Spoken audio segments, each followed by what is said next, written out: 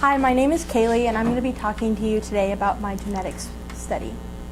A little bit about me. I was born here in Texas, but both my parents are Canadian, so I've been born and raised a Canadian citizen as well, which is very important to me. My Canadian heritage means that I am able to work and be educated in Canada, which is a great opportunity. I'm also really involved in the music program here at school. I've always enjoyed music for most of my life. I am in the Greater Dallas Youth Orchestra where I play the French horn, as well as the Frisco High School Marching Band and the Wind Symphony. Through music, I've gotten to meet a lot of new people that I never would have met before.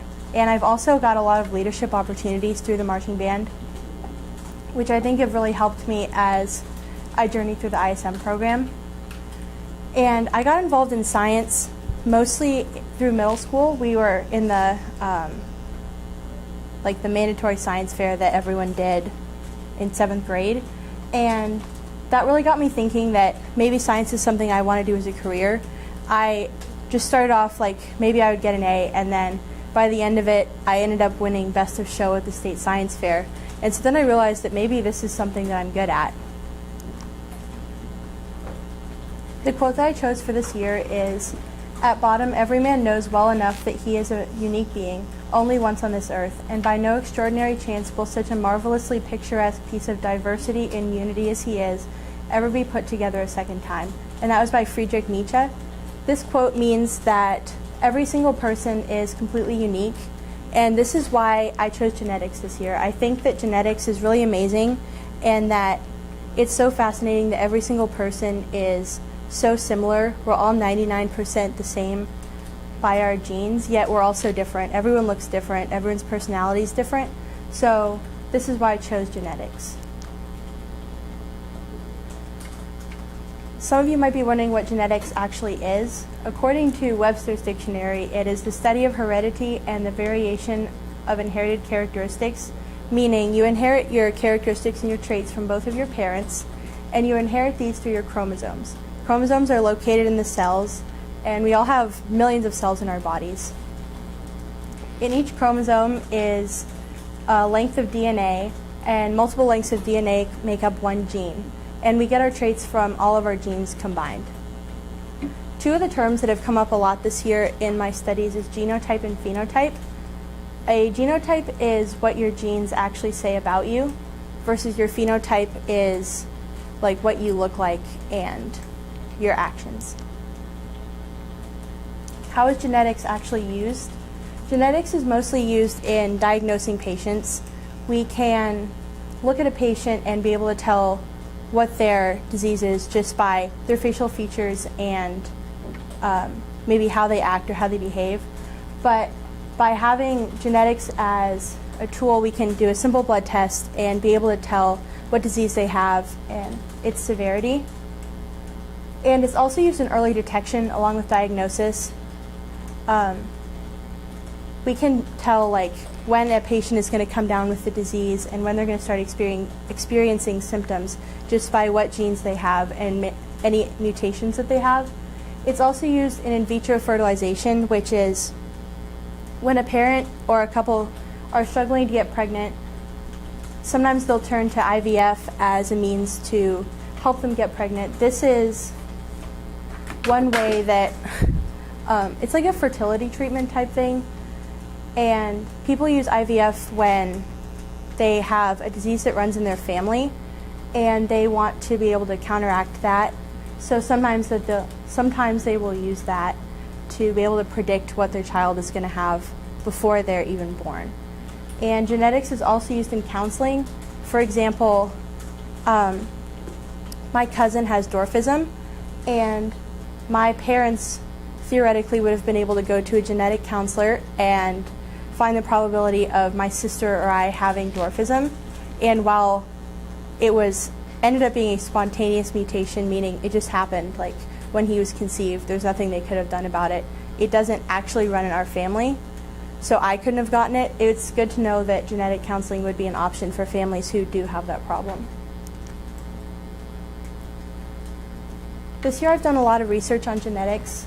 I've done multiple research assessments, analyzing all the research that I've done. One of them was on predicting diseases. This was my first one, and it was basically just reading about all the different diseases that genetics can predict and how they do that. This was breast cancer, other types of cancers, Huntington's disease, really any disease that has any genetic content at all. Designer babies was a second research assessment that I did. This one was kind of disturbing. Designer babies, people nowadays are wanting to be more and more picky about the children that they have.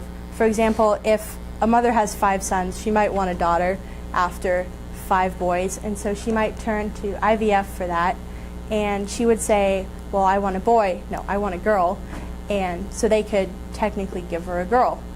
But this is also used, like say they wanted a child with blue eyes, they can now alter the child's genes just so that the kid has blue eyes. And a lot of people argue that this is like playing God. So this is very controversial. And the people that were doing this were actually asked to stop. And they actually did. So while we do have the technology right now, it's still under investigation. A third research assessment that I did was on Huntington's disease. This one I learned a lot about from my mentor during my very first interview with her. Huntington's disease is a degenerative disease in the brain that causes spastic movements and overall just a lot of problems for the patient that has it. It's also always fatal, so it's a really hard disease for the family as well as the patient. And in my first interview, she was telling me how she gave me this scenario that I thought a lot about and I wanted to research more about. It was if a mother whose mother has Huntington's disease, and the mother may or may not have it, but she doesn't want to know, and she doesn't want her children to have it either. So she turns to in vitro fertilization to be able to have a child that doesn't have it. So she tells her doctor that she tells her doctor to not implant the embryos that have Huntington's disease unless all of the embryos that don't have it don't make it. But she doesn't want the doctor to tell her when he starts implanting the embryos, because if he does, that means that she has it. So therefore, if she did have it, she doesn't want to know. So then he implants a bunch of embryos that have Huntington's disease, and now her children have it as well, but she doesn't know she has it or her children have it. So it's just a big mess, and it's pretty controversial in that the doctor doesn't really have a lot of control over the situation. The doctor pretty much has to do what the patient asks him to do in this situation, and it can end up being a lot of problems for the family. Breast cancer detection was another assessment that I did. This was basically if you look at a person's genes and count the number of mutations or variants in the genes, the number of those variants will be able to determine your probability of getting breast cancer. And while this isn't completely accurate because breast cancer isn't always hereditary at all, it can still be useful for people who have breast cancer that runs in their family, so therefore that they could use preventative measures to hopefully catch that early if they were going to inherit that. I also learned about prenatal sequencing. In this research assessment, I wrote about how a young child was born, and his father, who had just gotten a PhD, decided that he wanted to sequence his child's entire genome, which is currently pretty much illegal, because if the child was going to have cancer, he would have been able to find that out like when the kid was like a week old. And it was obviously against his child's permission because he couldn't talk. So thankfully the child was completely normal and there's nothing wrong with him. But if something had been wrong, the father would have known that he was going to have cancer at the age of 50 and had to tell his son that. And the son probably wouldn't have wanted to know that when he was 12. So this is why we don't sequence the entire genome when children are born. You never know what you're going to find. I also learned about gene therapy. This is where it's a fairly new advancement in genetics.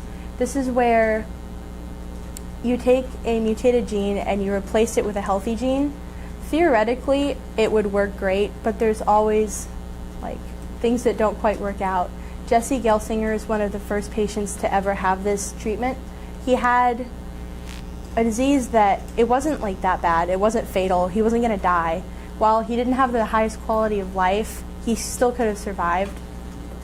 But he signed up for this experimental trial with gene therapy, and he ended up passing away at the age of 18.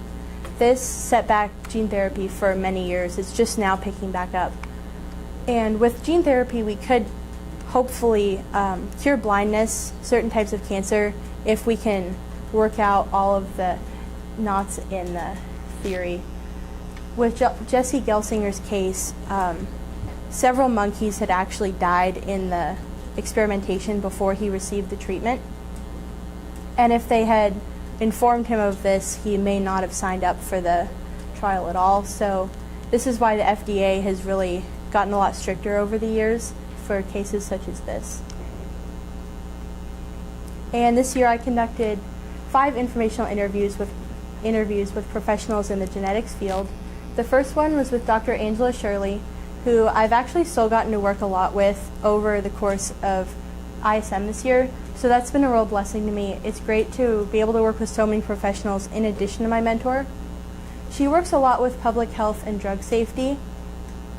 So those commercials where you see, like if your child was born with a birth defect and you took this drug when you were pregnant, call for compensation. She actually helps create those commercials and does all the research behind it. So from this interview, I learned a lot about how far genetics reaches in our society. We don't realize how much this field touches. And one of my questions was if she ever thought that people would ever be, their entire genome would ever be entirely sequenced at birth. And she kind of rolled her eyes and laughed and said that unfortunately, yes, that probably will happen eventually. But right now, we really hardly know anything about the human genome at all, yet people think it's just the answer to everything, when in reality, common medicine usually works fine. Only in a few special cases is it really necessary to turn to genetics and sequencing the human genome. And she also told me that one of the biggest challenges of her job is having to give a normal test result to a patient. People mostly turn to geneticists when it's their last resort. They have nowhere else to go. They've tried everything else. So to have to give a child a completely normal test result, their parents really have nowhere else to go, and they just really have to wait it out and see if anything new comes up. So that's something that's really hard in this field. I also interviewed Dr. Ralph Debordinis. He is in a more administrative position. So from this interview, I learned that while I really enjoy genetics and this field, I wouldn't want to be in a more managerial position. For the most part, he just has to write a lot of reports and journals because it takes more than $1 million a year just to keep the lab at UT Southwestern open. And so he mostly just does a lot of desk work, and he's only on call with patients about twice a year. So I learned that that's probably something I wouldn't want to do. Even though maybe the pay is higher, I think I would really rather work with patients. We also talked a lot about PKU, which is phenylketonuria. This is the first disease that was ever on the newborn screen. This was also the inspiration for my original work, which I'll talk a lot about more later. And I also learned about how to balance your course load in college. He said that he was also in the band when he was in college, so I thought that if someone as intelligent as him could do it, hopefully I can balance my music with my science as well. My third interview was with Dr. Helen Hobbs. From this one, I mostly learned that I need to know exactly where I'm going before I show up. While I knew where the building was and what it was called, when I actually got there, I realized that at UT Southwestern, none of the buildings are labeled, and they all look the same. So I had to ask 4 people just where the building was. And then once I actually got in the building, I wandered the hallways for a while and thankfully showed up on time, but it would have been a lot less stressful to have known where I was going beforehand. Dr. Hobbs reminded me a lot of myself. She said that in college, she only took the bare minimum of classes that she was actually required to take. And then the rest of them she took only courses that she thought were really interesting. For example, she took Mayan architecture and art history just because she thought it was cool. So I think I can imagine myself doing something like that, because while science is really amazing and it's definitely my passion, you also could get pretty overwhelmed with just taking hours and hours of science classes every day. So I think it's important that you mix more creative things in as well. I also learned about the diversity of the genetics field. She gave me a tour of her lab, and just when I walked in, there was one man from Copenhagen, another from China, another from South Korea. So it was really amazing to see that so many people are moving from all over the world just to work in the field of genetics, just here at UT Southwestern. I also learned that lab work is probably not for me. It's really interesting to see them doing like the little electrophoresis things that we did in freshman year biology, but at the same time, I would rather work with people. I think I'm more of a people person, so I don't think I would want to just sit at a desk all day and work in the lab. The same day, only a half hour later, also not the best decision, I interviewed Dr. Louis Umania. From this interview, I learned a lot about enzyme replacement therapy and gene therapy, which I talked about with the Jesse Gelsinger case. Enzyme replacement therapy is pretty similar to gene therapy. This is where you replace an enzyme that's not working rather than a gene. So I've incorporated that knowledge into my original work. And my last interview was with Dr. Mary Lynn Mann. I think that this was probably my most successful interview. It was over an hour and a half while my dad circled the parking lot waiting for me to come out. I learned a lot about how genetics is related to other fields. For example, she's an OBGYN and is currently a genetics fellow, meaning she's actually in training to be a certified geneticist, but she still knows everything I would ever need to know. So I learned about how obstetrics can connect with genetics very well. Like, most children are born with their genetic diseases. Just from birth, we can automatically tell like what's wrong with them. So it's important that she can tell like the prenatal side of it, so she can see before the child's even born whether or not they're going to have a disease. We also talked about medical ethics and Huntington's disease in the example that I talked about with the mother. And for my mentorship, I chose Dr. Mary Lynn Mann. I felt that I had the best connection with her. She is younger than everyone else that I interviewed, and because she's still a student, I felt that she explained everything to me really well. She understood when I was confused and when she was talking way over my head, and I was able to make a better connection with her. In my mentor visits, I've mostly been observing a lot of appointments with patients. I've gotten to see diseases that I would never see without ISM. For example, Lesch-Nyhan syndrome is only about 1 in probably 300,000 children are born with it. It's so rare that the parents flew all the way to Chicago to meet with Dr. Nyhan, who's the one that actually named the syndrome. He's currently 93 years old and is still practicing.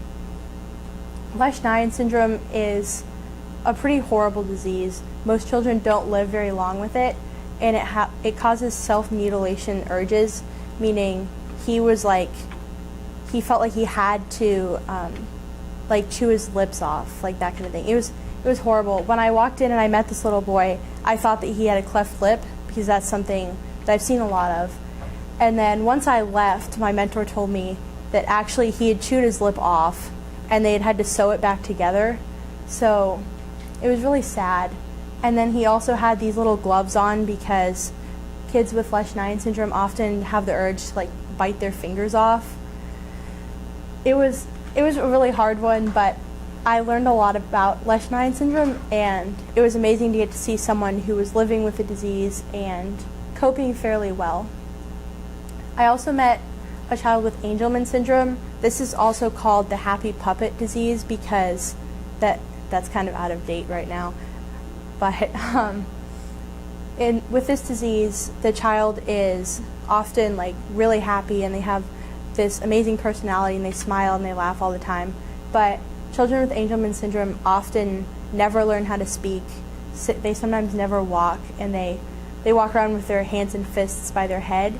So that's where the name came from. I also got to see a little baby with holoprosencephaly.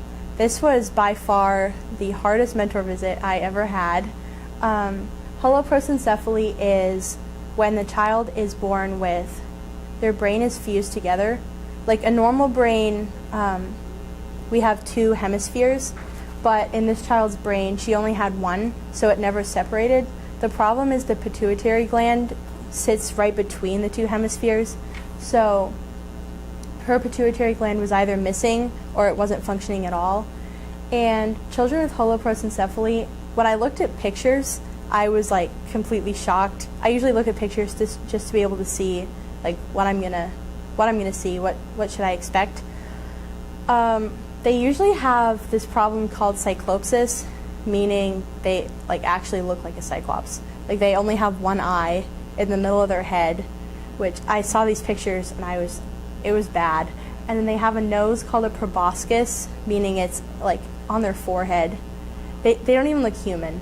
And so I texted my mentor and I asked her, what should I expect? Like, is she gonna look like this? And she said, no, the child looks relatively normal. She has a cleft lip, but other than that, she really doesn't have a lot of facial problems. So I assumed that she had a more mild form of the disease. So going in, I wasn't really mentally prepared. It was a patient care conference, meaning it was the parents, the geneticists, and the registered nurse and neurology. And so I thought that they would be talking about the care of the patient, hence the name. But then their parents asked,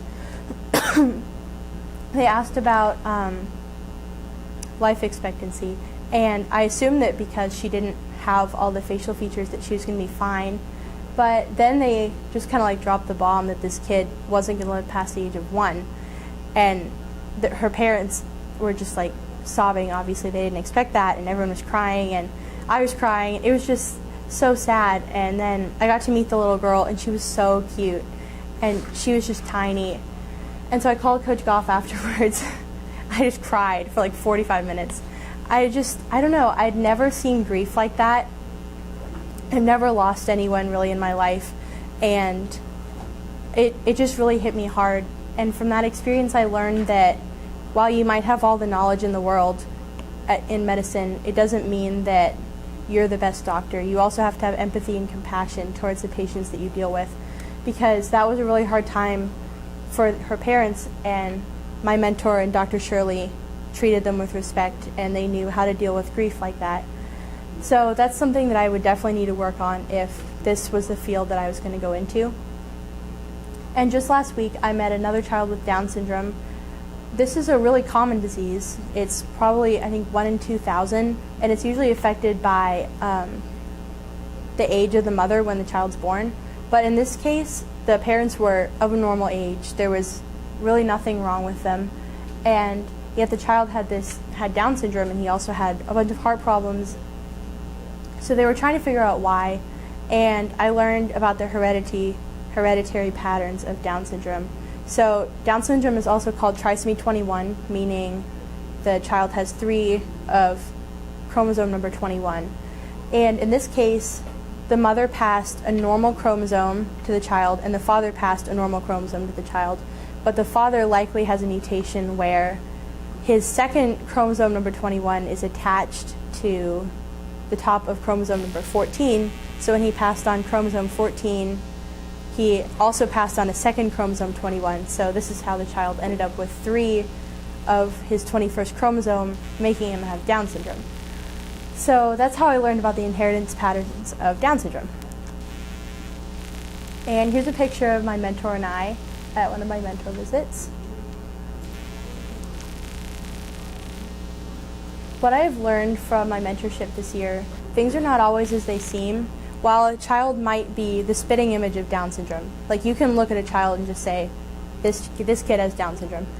That might not always be the case, so it's important that you go to further testing and confirm any theories you might have before making a final diagnosis.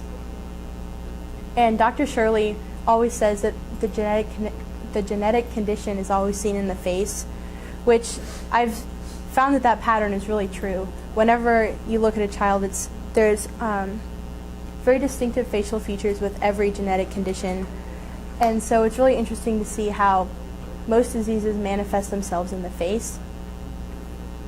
I've also learned that medicine is not just about the diagnosis, and that empathy and compassion are as important as intelligence. I learned that from the mentor visit with a child with holoprosencephaly. It's important that the doctor be just as compassionate as they are intelligent. And for my original work, I researched the newborn screen. The newborn screen is the practice of testing all babies for certain disorders and conditions that can hinder their normal development. With the newborn screen, everyone is pretty much required to take it unless it goes against your religion or you have an excuse like that. So pretty much every child is tested. When all of us were born, we were tested for PKU, and that was it. That was the only disease we were tested for. Versus now, Texas tests for 35 diseases. I think California tests for like 60. So it's really come a long way in the last decade. This also would have helped parents like my own when I was sick a lot as a child. So they actually tested me for cystic fibrosis, which is a horrible disease. Most kids don't live past their 30s. So obviously my parents were really distressed and worried about that. So if I had had the newborn screen as it is today, maybe they wouldn't have had to worry so much about my health or the health of other children as well. Just a few of the diseases that the newborn screen screens for is PKU, cystic fibrosis, congenital hypothyroidism, and maple syrup urine disease. For a disease to be able to be on the newborn screen, it has to be curable or at least fairly treatable, and it also has to be curable. And while cystic fibrosis and maple syrup urine disease is not curable, they're all treatable, and the child's lifespan can be extended if it's caught early enough. And in my original work, I researched how we can further extend the newborn screen. And originally I had asked my mentor, just like, can I pick some diseases that I think are fairly common that I can add? And she kind of told me I was crazy. And there's like millions of diseases out there, and you can't just pick one at random.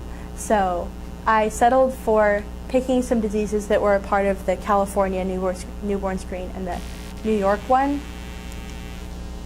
And I also wanted to make a brochure to educate new parents on the test that their child is having.